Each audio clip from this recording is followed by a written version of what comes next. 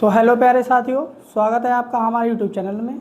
आज से हम शुरू करने जा रहे हैं कक्षा 9 की गणित को, जिसमें आज जो हमारा टॉपिक है, पहला पार्ट, वह है संख्या पद्धति, जो हमारी एनसीईआरटी बुक का पहला चैप्टर है। और हम कक्षा 9 की तैयारी कर रहे हैं 2026 और 27 के लिए। जो साथी कक्षा 9 में है वो हमारे चैनल को सब्सक्राइब कर हमसे जुड़ जाएं और अपनी तैयारी को एकदम उच्च लेवल तक पहुंचाएं। इस चैप्टर को शुरू करने से पहले हमें कुछ बेसिक क्लियर करना होगा, जिससे हमें एक्सरसाइज पर जाने से पहले कोई दिक्कत ना हो। तो इसमें सबसे पहले हमसे कहा है कि प्राकृतिक संख्याएं। इसमें हमें पहले संख्याओं के बारे में जानना होगा कि संख्याएं कितने प्रकार की होती हैं, कौन कौन सी संख्याएं होती हैं। तो सबसे पहले हम बनाते हैं संख्या रेखा। संख्या रेखा कुछ इस प्रकार होती है। मिडल में या बीच में होता है 0, उसके बाद 1 2 3 4 5 6 7 8 9। जितनी संख्या इधर हैं 1 2 3 4 5 6 7 8 9, इसी प्रकार इधर होती हैं 1 2 3 4 5 6 7 8 9। -1 -2 -3 -4 -5 -6 -7 -8 -9। ये हमारी बन गई है संख्या रेखा। इस पर जितनी भी प्रकार की संख्याएं होती हैं सभी इस पर निरूपित हैं। यहाँ पर 0 है। अगर हम 0 से इस साइड की तरफ को जाएंगे तो हमें देखने को मिलेंगी सभी धनात्मक संख्याएं। और अगर हम 0 से इस तरफ को जाएं या विपरीत तरफ को जाएं, 0 की उल्टी साइड को, तो यहाँ पर हमको देखने को मिलेंगी सभी ऋणात्मक संख्याएं। ऋणात्मक संख्याएं, इतनी बात समझ में आई। धनात्मक से मतलब है कि इधर जो संख्याएं होंगी सभी प्लस की होंगी और इधर सब संख्याएं होंगी ऋणात्मक का मतलब माइनस की होंगी। तो हमसे पूछा है इसमें कि प्राकृतिक संख्याएं। तो सबसे पहला टॉपिक जो हमारा है प्राकृतिक या फिर प्राकृत संख्याएं।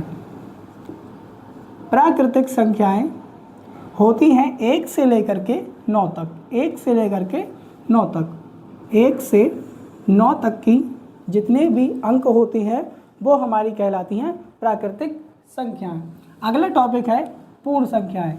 जो पूर्ण संख्याएं होती हैं, हम अगर प्राकृत संख्याओं में 0 को ऐड कर दें और 1 से लेकर के जो 9 तक गिनती होती हैं या फिर नंबर्स होती हैं वो हमारे कहलाती हैं पूर्ण संख्याएं। इसी प्रकार अगला टॉपिक है हमारा पूर्णांक। अब जो पूर्णांक होते हैं, अगर इनमें जो हमारी प्राकृतिक संख्याएं हो गई और पूर्ण संख्याएं हो गई, अगर इनमें हम ऋणात्मक संख्याओं को भी ऐड कर दें तो हमारे ये सभी संख्याएं हो जाएंगी पूर्णांक। कहने का मतलब -9 से लेकर के और 0 से लेकर के 9 तक, यानी कि -9 से लेकर के +9 तक जो भी संख्याएं होती हैं वो हमारी क्या हो जाएंगे, पूर्णांक हो जाएंगे या फिर इंटीग्रल हो जाएंगे। इतनी बात समझ में आई। अगला टॉपिक है हमारा कि इसमें कहा है परिमेय संख्याएं, कि परिमेय संख्याएं क्या होती हैं। इनको समझते हैं। परिमेय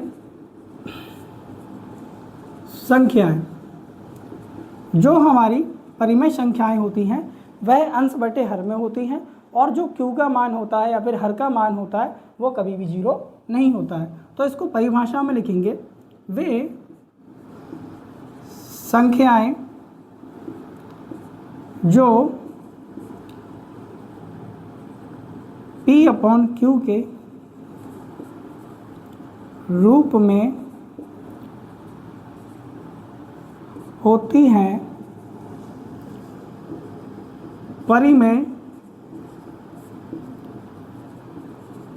संख्याएं कहलाती हैं। जहाँ Q बराबर नहीं होगा जीरो के, यानी कि जो हर है उसका मान कभी भी जीरो नहीं होगा। हमने सभी संख्याओं के बारे में जान लिया है। अब करते हैं जो प्रश्नावली का हमारा पहला प्रश्न है उसको। हमें प्रश्नावली में जो पहला प्रश्न दिया है वह दिया है कि 3 और 4 के बीच 6 परिमेय संख्याएं ज्ञात कीजिए। हमें 3 और 4 के बीच में 6 परिमेय संख्याओं को ज्ञात करना है। तो आइए इसको हल करते हैं।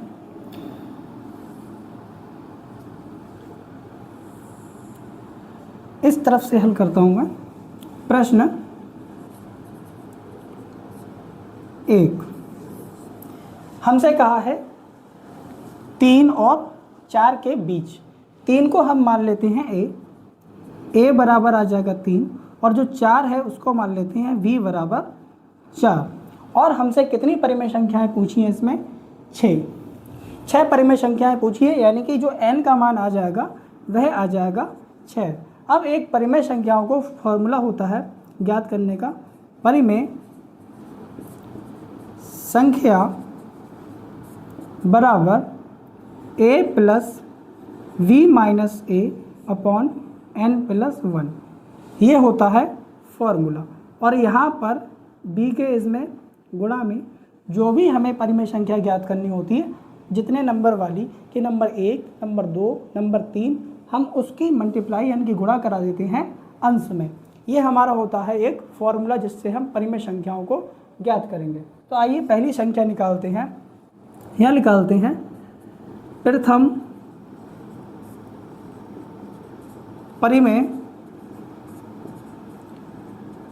संख्या बराबर a का मान हमें कितना दिया है? 3 प्लस n का मान, हम कौन सी प्रथम संख्या निकाल रहे हैं तो n की जगह पे आ जाएगा 1। v का मान हमें दिया है 4, a का मान हमें दिया है 3 तो माइनस का 3 बटे n का मान हमें दिया है 6 प्लस 1। अब इसको करते हैं सॉल्व। जब हम इसको सॉल्व करेंगे तो आ जाएगा 3 प्लस 1 के अंदर गुणा होगी तो वही लौट के आ जाएगा, और 4 में से 1 गया कितना? 4 में से 3 गए 1 बचा, और नीचे 6 और 1 7। अब ये अंश बटे हर में हो गए, और ये दोनों ही परिमेय संख्याएं हैं तो इनका हमें लेना पड़ेगा एलसीएम। जब हम इनका एलसीएम लेंगे तो एलसीएम आ जाएगा 7, और 7 की गुणा जब 3 में कराएंगे 21 आ जाएगा, और प्लस 1 की गुणा 1 में कराएंगे तो 1, यानी कि जो पहली परिमेय संख्या निकल के आई वह निकल के आई 22/7। ये हमारी आ गई प्रथम परिमेय संख्या। इसी प्रकार हम निकालेंगे दूसरी परिमेय संख्या, या फिर कह दें दूसरी परिमेय संख्या बराबर a plus v minus a।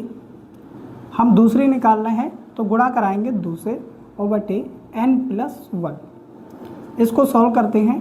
a का मान हमें कितना दिया हुआ है? 3, b का मान 4, a का मान हमें दिया है 3 तो 3 रख देंगे, प्लस 2, b का मान दिया है 4 माइनस a का मान दिया है 3 बटे n का मान दिया है 6, 1 का जोड़ देंगे इसमें। इसको जब आगे सॉल्व करेंगे तो आ जाएगा 3 प्लस, यहाँ पर देखिए अंदर 4 में से 3 जाएगा 1 बचेगा, और 1 की गुणा जब 2 में होगी तो 2 बचेगा, और नीचे 7। फिर से वही कंडीशन, हमें एलसीएम लेना है, उसके बाद इसको सॉल्व करना है। एलसीएम लेंगे 7 आ जाएगा, 7 या 21, और 21 में जब 2 को जोड़ेंगे कितना आ जाएगा? 23। यानी कि जो दूसरी परिमेय संख्या निकल के आई वह निकल के आई 23/7। इसी प्रकार हम निकालेंगे तीसरी परिमेय संख्या। तीसरी परिमेय संख्या बराबर a प्लस, यहाँ तीसरी निकालना है तो 3 से गुणा कराएंगे v minus a upon n plus 1। इनकी वैल्यूज़ रखेंगे यहाँ पे फिर से वही 3 प्लस 4 माइनस 3 बटे 6 प्लस 1। इसको आगे सॉल्व करेंगे, आ जाएगा 3 प्लस 1 की गुणा 3 में होगी तो यहाँ पे 3 आ जाएगा बटे में 7। फिर से एलसीएम लेंगे, आ जाएगा 7 एकम 7 आ जाएगा, 7 3 21 और 21 में जब 3 को जोड़ेंगे तो कितना आ जाएगा 24। यानी कि अगली तीसरी परिमेय संख्या निकल के आई हमारी 24 बटे 27। इसी प्रकार निकालेंगे चौथी